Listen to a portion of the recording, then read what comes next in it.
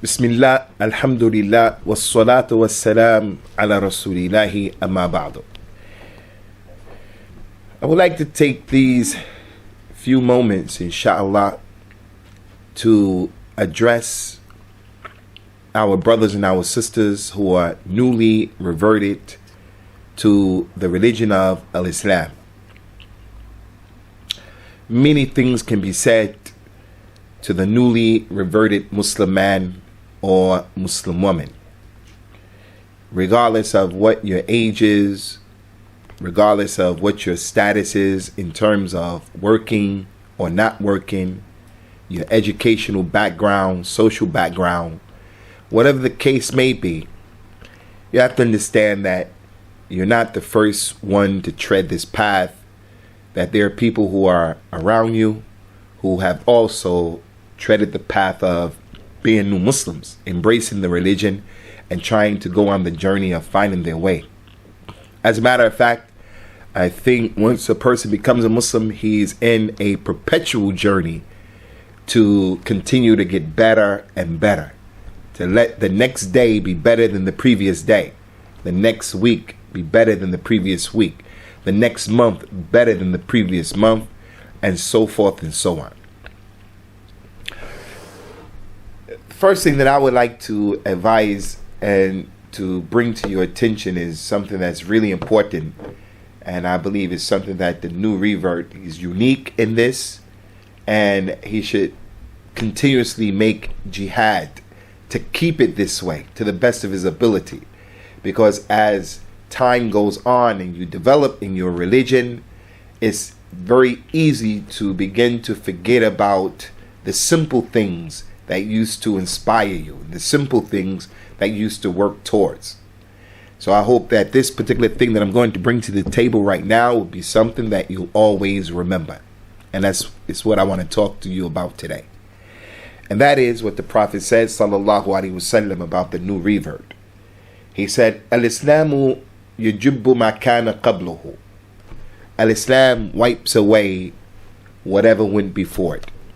Meaning, regardless of the crime, the mistakes, the sins that an individual was committing before Al-Islam, when he comes into this religion, the shahada that he pronounces in order to become a Muslim, it is a kalima, or word, that wipes away all of his or her previous sins. So the new revert is like a newborn baby. The reason why the Prophet said this hadith, sallallahu alaihi wasallam, is because one of his companions by the name of Amr ibn al-As, he was a tremendous personality in Jahiliyyah, and he was very sad at the fact that he committed a lot of mistakes and indiscretions in Jahiliyyah against Prophet Muhammad sallallahu alaihi wasallam and against the companions, ridwanullahi alaihim. So he said, Ya Rasulullah. He said, Ya Rasulullah. He wasn't even a Muslim yet. He was about to become a Muslim. He said, Ya Rasulullah, I did a lot of wrong, so I want to become a Muslim, but I want to make it conditional, under the condition that Allah forgives me for all of what I did. So the Prophet said to the man, sallallahu alaihi wasallam, did you not know that Al-Islam wipes away what went before it? So the point here is, since a new Muslim is like a newborn child, he has to do his level best in trying to keep sins off of his slate. So I give you an example. If a person comes into Al-Islam as a Muslim who's been on the deen for some time, I have to be gentle, I have to be easy, I have to be non-judgmental towards him or towards her. For an example, the person may be doing something that they've been doing for a long time that goes against Islam, like smoking cigarettes. You may have a partner or something like that. So we're going to be gentle and we're going to take it easy.